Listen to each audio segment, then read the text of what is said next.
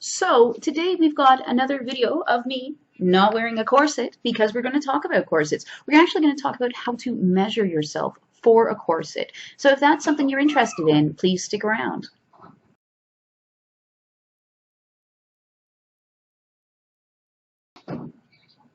Hey guys, it's Morgan with BDSM Relationships and Education. Thank you very much for checking out this video. If you haven't done so already, please don't forget to subscribe to my channel.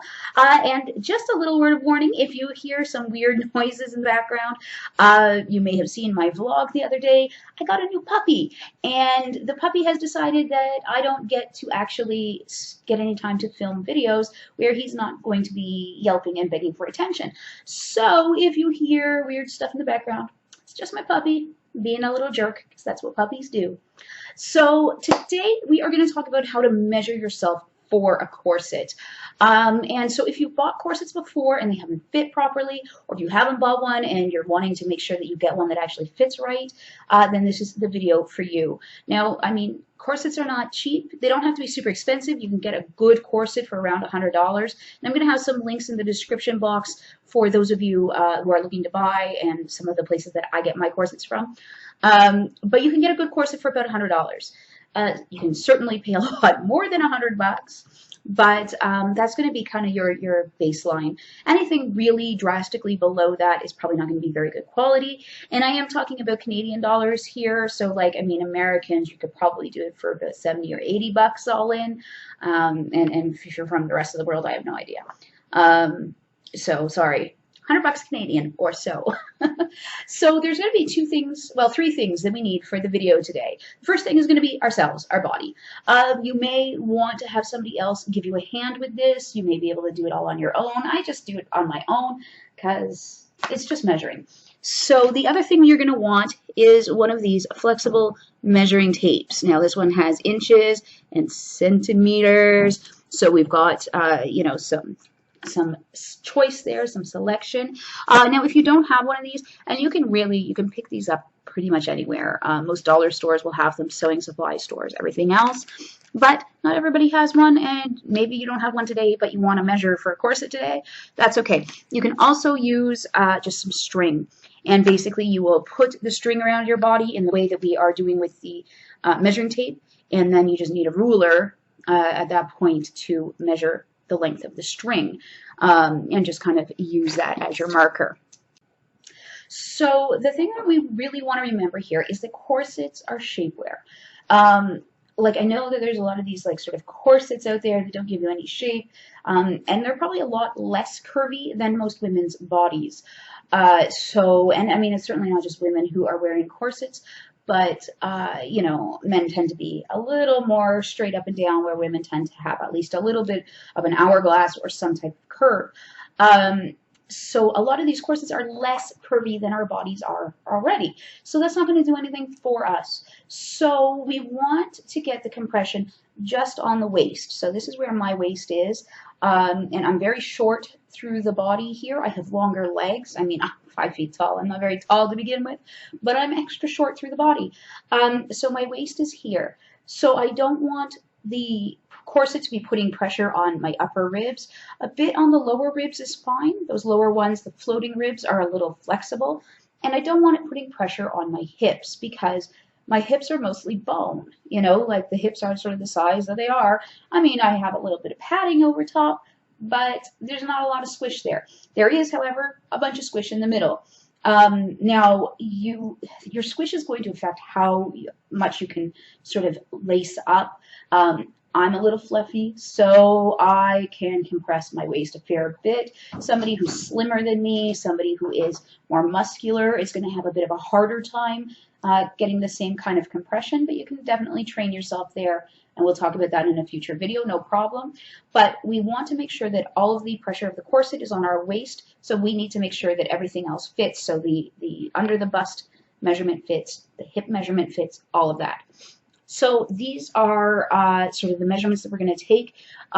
These are kind of the standard ones. There's 3 sort of standard ones that you should look at for any corset you're buying. If it doesn't have all of these, don't buy the corset. If it's the corset is labeled small, medium, large, don't buy it. chances are it's not going to, unless they tell you what those small, medium, large means in actual like inches or centimeters, it's not going to be a good corset.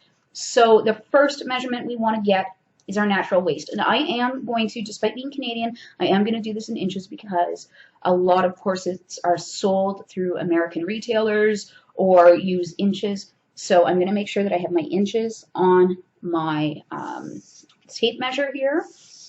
So I'm just going to unroll this. These are usually about 1 meter in length in total. So I'm going to do my waist. So my waist measurement is the smallest part, and I'm doing this without a corset, just natural waist.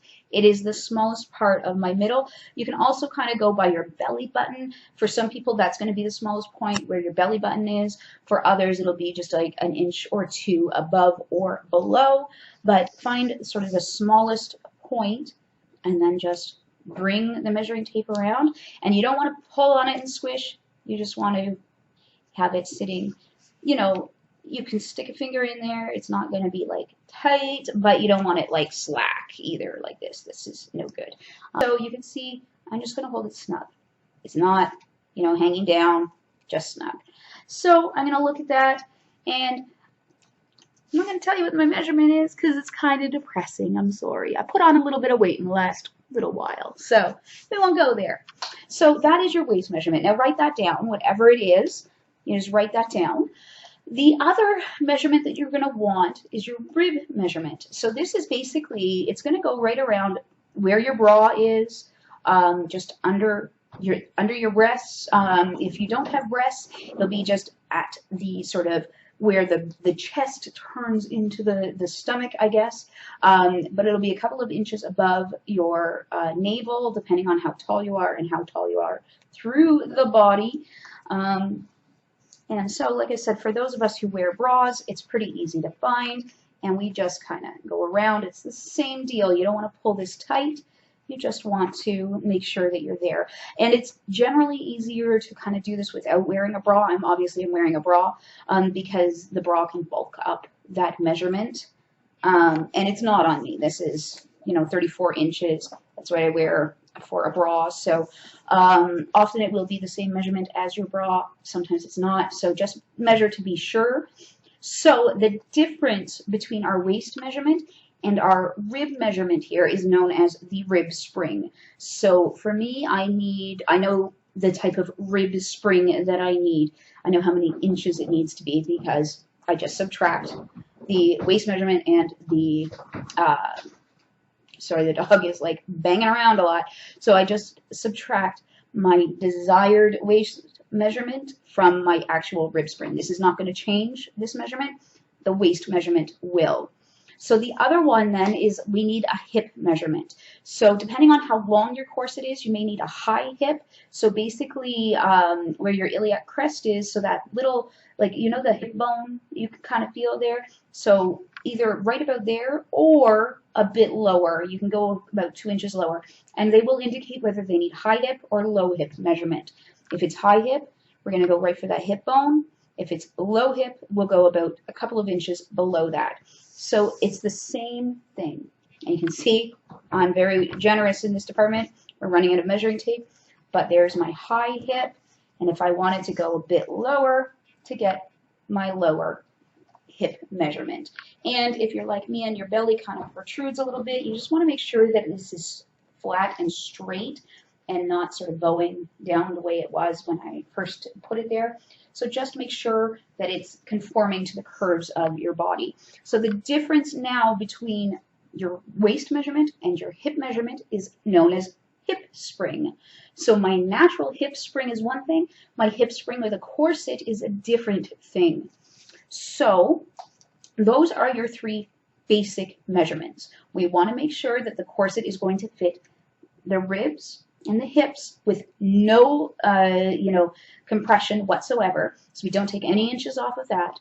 And the waist measurement, we can take, that's where we start taking the 4 to 6 inches off. We don't take that off of the ribs or the hip.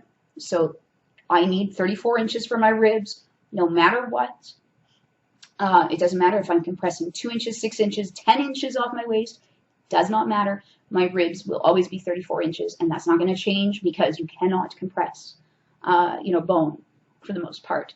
You can't compress. Now, obviously in a conical corset, we are going to be putting some pressure on the lower ribs. That's not what we're talking about here. That's not the measurement we're talking about. We're talking about the upper ribs. So just make sure that the corset measurements fit your rib measurement and your hip measurement totally fine, and then you can worry about the waist measurement. Okay, so like I was saying, with this corset, and this is a fairly short corset, so if I just kind of put it over, the rib measurement fits me well. The hip measurement, I needed a little extra, so it's got the hip gores, and it is a high, it just catches my high hip, not my lower hip. So for the next measurement that you may need is the length of the corset. So this corset we can take a look at, and we can just measure the bust here, and we can see that it is 10 inches long. Now I need to make sure that I have enough torso to handle that corset. Now that one isn't terribly long, but what I would do is just measure from my lower rib measurement down to either my high hip or my low hip, however long the corset is, and make sure that there's enough space, basically. So I just need to make sure that there is enough space. Now, if this was an overbust corset, I would go from the princess seam, so the middle of the bust, down to the hip, or whatever measurements that they have. And if it is an overbust corset, sometimes it'll have bra sizes, and sometimes you'll need to actually get your measurement, so the same as when you would measure for a bra. Sorry, the dog is going to make a bunch of noises, and I apologize. I will have this worked out for the next set of videos. So those are measurements that we need. So we've now got our waist, our ribs, our hip, either high or low, and our torso length. So we've got all of our measurements that we really need for most corsets. So that's our rib measurement, our waist measurement, and our hips, either the high hip or the low hip, whichever you need. And if you are looking at an overbust corset, you'll need your bust measurement, and you also want your torso length, so either starting at the bottom of your bra basically and going down to either high hip or low hip,